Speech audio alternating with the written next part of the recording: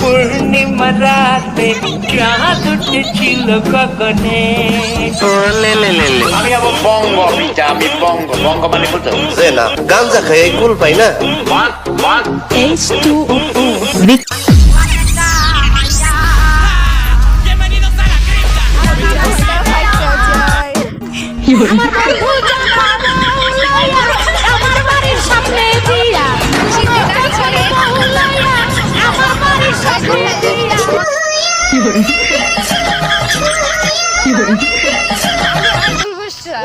আমরা ছেলে আসেন দেখো কত ছেলে, তারপর ছেলে পড়ে না